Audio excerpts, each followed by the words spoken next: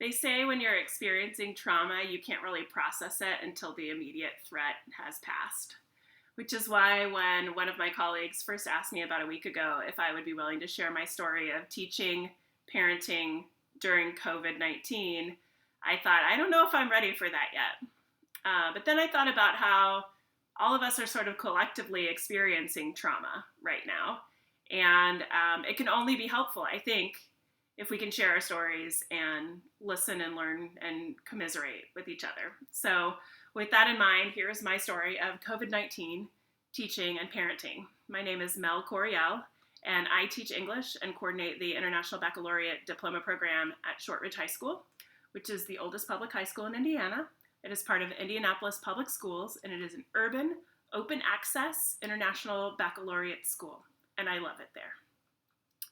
So, of course, teaching and parenting and COVID 19 are all woven together because they are my life right now, right? Maybe they're your life too. My story for tonight really starts the first week in March when I was going to my job at Shortridge High School. My mom was calling me pretty much every day. My mom is a prepper, self-defined prepper, has been since the early ages of the internet. She once called me and asked me with no threat, there was like no immediate threat that I was aware of, would I please go buy enough gasoline for my car to get to Mississippi and put that gasoline in my garage? And I said, no, my garage is underneath my bedroom, and that seems dangerous to me. I do not want to die in a fiery ball in the middle of some night. And she said, well, that's reasonable. Maybe you could bury it in your yard. And I said, I'm not going to bury that much gasoline in my yard either. And I'm still not entirely convinced that my parents didn't drive up from Mississippi once when I was on a vacation and bury a bunch of gasoline in my yard so that they could just call me if something bad happened and say, hey, just get that gasoline and come on down. So my mom's a prepper, and I kid. She thinks I'm like the sweet, hippie, oblivious, urban person. But she called me and told me in detail how I should prepare for COVID-19. And I didn't ignore her. I did buy extra groceries and toilet paper, which came in really handy. And I did pay attention to what was happening in the news. And I went to parent-teacher conferences that Wednesday. And a man who was visibly sick used my pen and sat at my table for a few minutes. And I don't know if that's where I got COVID-19, but it fits the timeline. And several of us who were at that event did end up having the illness. So that was, I think, the first Wednesday in March. And then by March 12th, I had symptoms. And I stayed home the first day I had symptoms. I had a headache and a fever. I kept my kids home because they had fevers too. That's really all they ever had. And about 30 or so of us that we know of became sick in our little cluster. 3 were hospitalized and 1 was on a ventilator. Everyone is in some form of recovery now, but it's not easy to get off of a ventilator. You don't just go back to, as you probably know, you don't just go back to your regular everyday life after being on a ventilator. So for me, I feel relatively lucky that my experience, my symptoms were pretty mild, but I say mild, and I think, I had a fever for 7 weeks. I had a headache for weeks. I had lung problems and went on an inhaler, which I haven't been on in 20 years. I had random pains in my body, in my organs. I had strange stuff happening in my heart.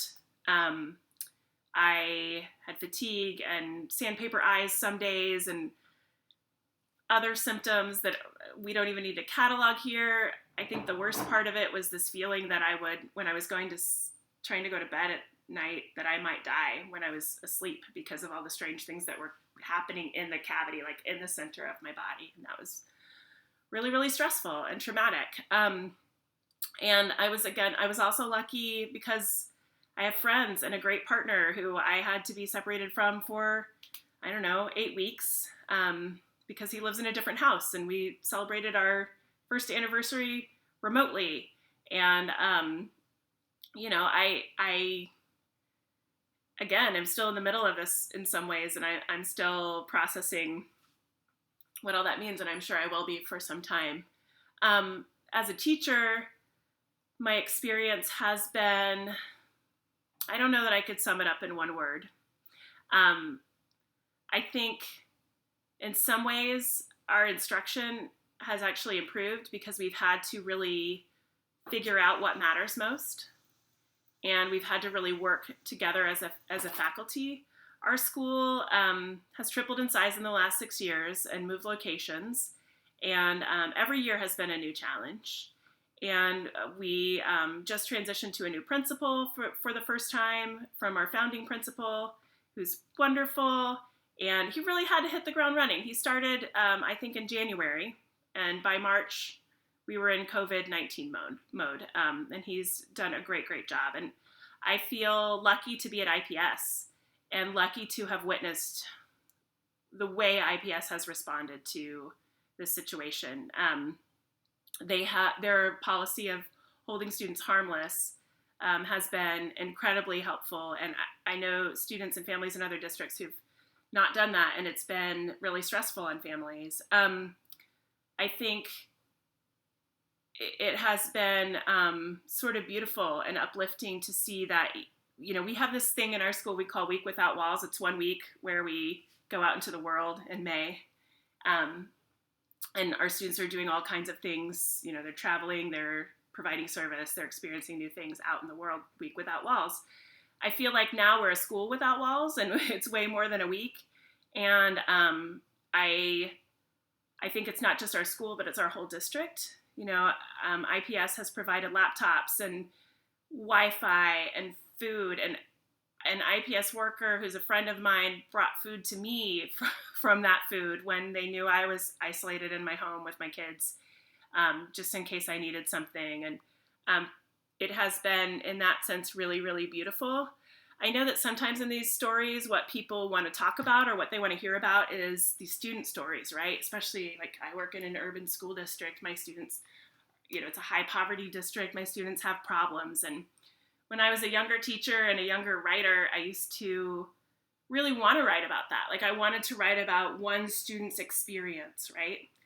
And something I've learned as I've gotten older is that there is so much danger in the single story of any person, even if that person's yourself. I think about my family.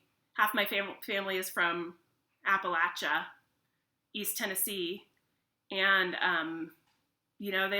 some of them lived in shacks and had outhouses when I was growing up. And I lived in a trailer for quite a while when I was growing up.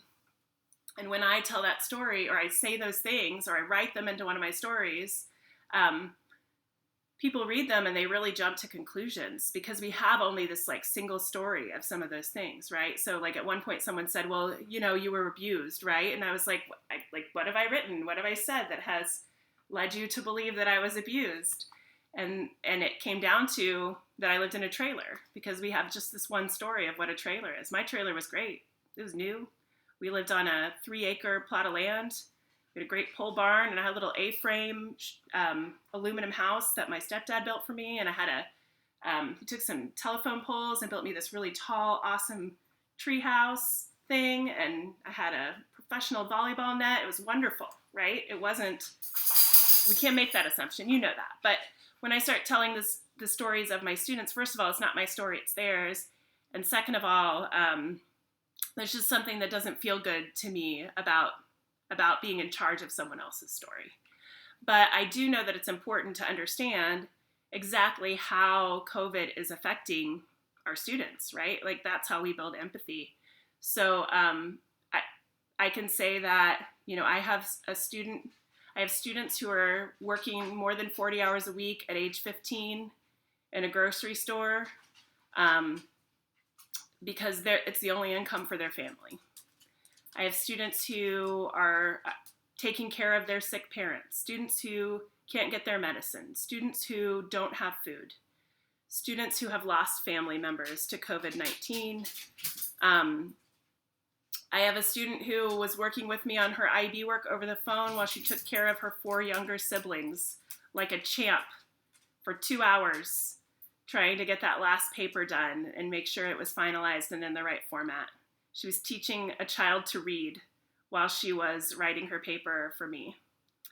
I have students who have trouble getting around and getting to what they need, and who knows what else. We know that our students are struggling, and we're all struggling.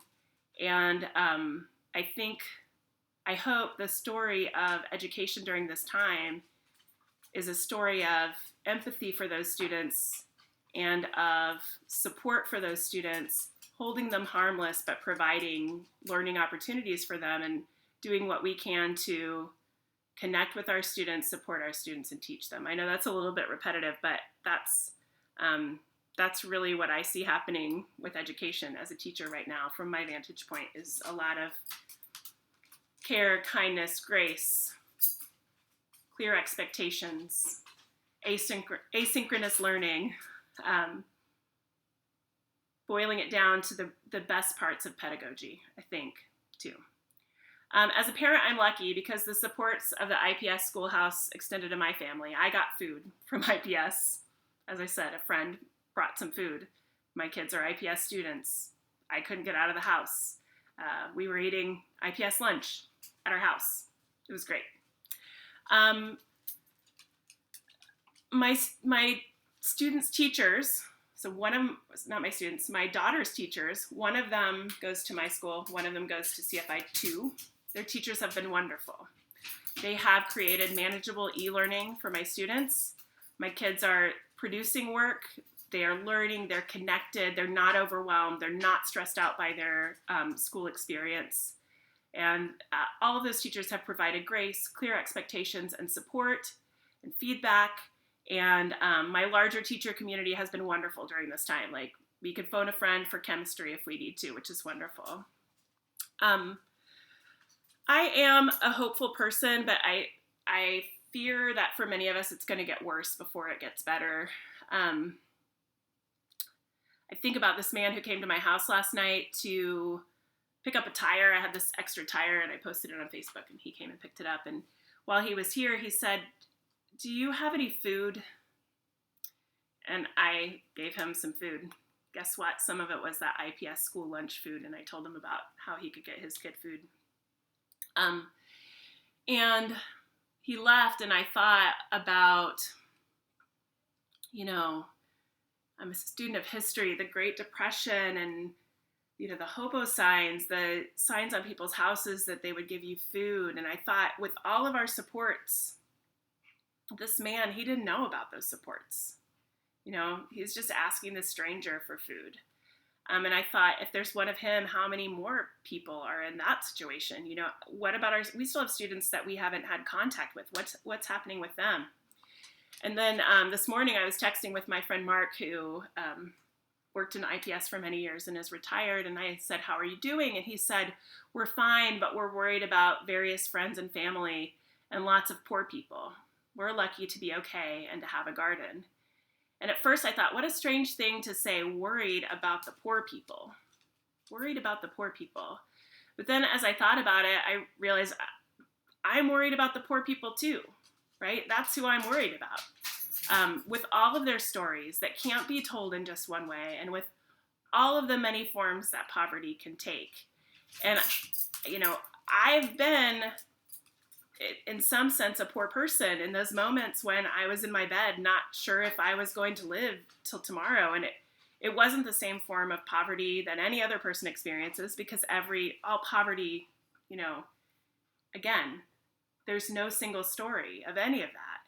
And I think sometimes we're the poor people and sometimes we're not. I think no two poverties are the same. I'm worried about the poor people, whether they're you or the man or me. That's what I'm worried about right now. And that's what I hope education right now will remain focused on, is how we can support the poorest among us, whether that's poverty of economics or, poverty of hope or whatever the poverty is. And then Mark texted me, "Isn't this all surreal?" And I can say without hesitation, yes, it really, really is. Thank you for listening to my story.